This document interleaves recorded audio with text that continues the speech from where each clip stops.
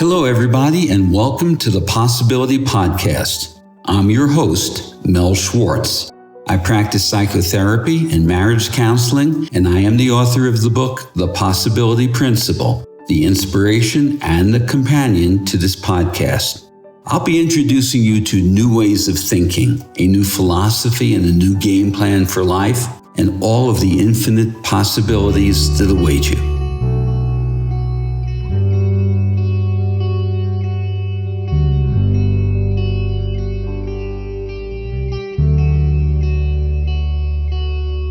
Well, hello, everyone. We're going to be talking today about the phenomenon in relationships of why opposites seem to attract each other.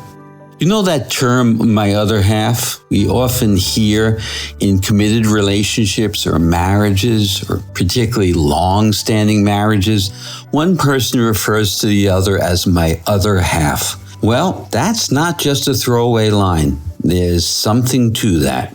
I often thought, why would I only want to be a half and complete myself with my other half? Isn't that a problem in relationships? Wouldn't it be better if two people met who felt like they were more or less whole instead of being attracted to my other half? Well, we'll get back to that. So my other half, it makes me think about a half moon. A half moon is actually always full. The sun is shining on it. It's a full moon, but only half of it is lit up. So we call it a half moon. Well, the sun needs to shine on us in terms of our own enlightenment so we can move past this sense of incompleteness. So we can see that in relationships, there is a natural attraction to my opposite. Now that works or can work for a period of time. Sometimes it works forever, and very often it falls flat on its face when one person starts to grow or change. Before I move into that, let me share with you some of the deeper insights into this unconscious part of ourselves that lies buried in what Carl Jung, the great psychiatrist, called your shadow. So what Jung was referring to in terms of the shadow is that the opposite of our own persona, of our own identity that we connect with, the opposite exists in our shadow. And the goal in life is to bring the shadow into the light so we can begin to integrate it toward our own fullness. You've heard me share in the past my story's narrative about my former marriage, whereby I was attracted to my opposite as a young man. I was shy and introverted and not outgoing, and she was an extrovert and very sociable. And the opposites attracting on many other levels completed each of us. The problem, or perhaps the gift for me, was that many years later, when I had evolved and grown in any number of ways, I now saw her in an entirely different way. I no longer needed my relationship with her to complete me or make me feel whole. I was feeling whole within myself. I had no reason to blame or fault my ex-wife, but she hadn't grown or changed much, and therefore, this initial relationship built on opposites attracting no longer worked. So in Carl Jung's urgings about integrating our shadow self, we can think of that as well as coming into wholeness. So shadow self, as an introvert in my shadow, was an extrovert. The opposite of your own sense of self lies buried in your shadow. Some of those may be features that you don't value or respect, so the goal is not to adulterate yourself. But when you're feeling triggered or reactive in a relationship by someone else, what they are triggering in you is buried in your shadow.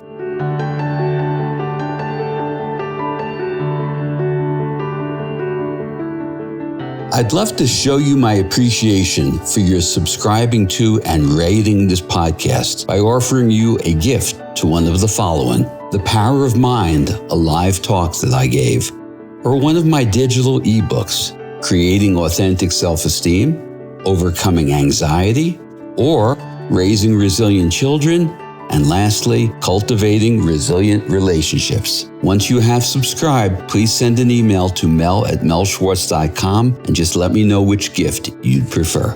Thanks. When your button is pushed, ask yourself, what is it that I see in them or can't tolerate in them that may be buried in my own shadow? Try to bring some light into your shadow so you can grow. This creates an opportunity for your own growth.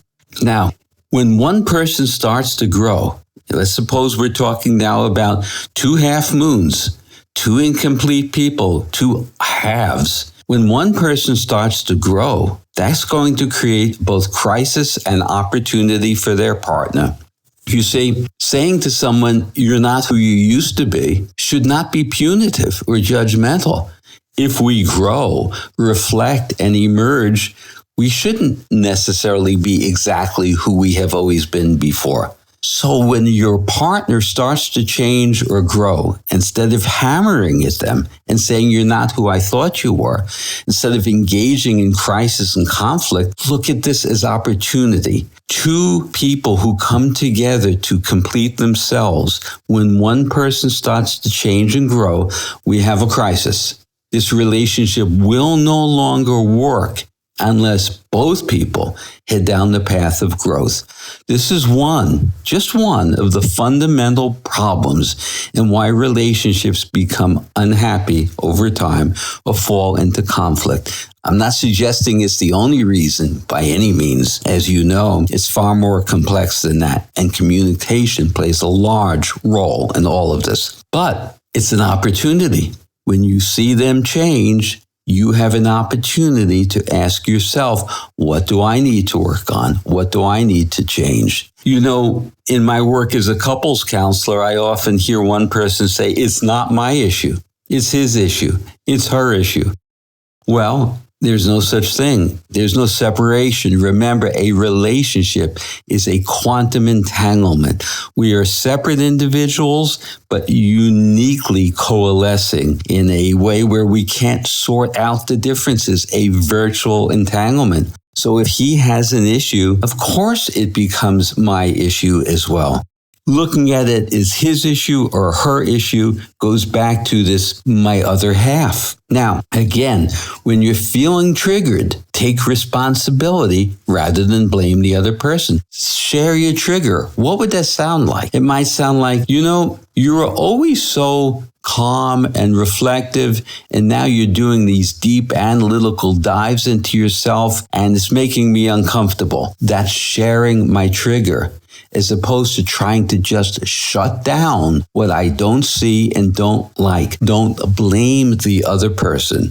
Identify your trigger. Identify what doesn't feel comfortable or safe or loving, and share how you feel. By the way, if you're listening to this and you're not in a relationship, be really cautious about being attracted to your opposite. Work instead on moving toward your own completeness. Again, relationships would have an entirely different outcome and result if we worked on completing ourselves or moving toward completion. I don't mean to suggest we're ever complete, and we never should be. It's a lifelong evolving process. But literally taking the term my other half, if we really step back and look at it, it's horribly judgmental about the other person and about my own self. We fall into committed relationships often at such tender young ages, and we don't know ourselves well enough. We haven't evolved enough. So if you're not currently in a relationship, work toward your own growth and evolving toward your own completeness and wholeness before you fall into the trap of my other half. And as you grow and evolve, you should come to see that you start to become attracted not to your opposite, but to the person who can reflect and embellish upon the qualities of yourself that you enjoy and like, where you're in a complementary relationship, which means there may be differences, but you work toward enhancing each other rather than completing each other. Well, I hope you enjoyed today's show. Look forward to speaking with you again soon, and be well.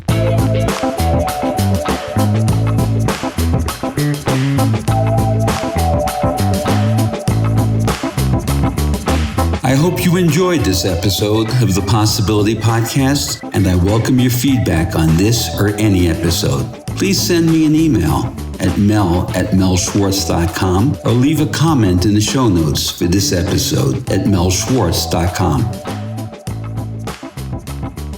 If you like what you're hearing, please take a moment to rate and review the show at Apple Podcasts, Spotify, or wherever you get your podcasts. Your reviews really help boost the visibility for the show, and it's a great way for you to show your support.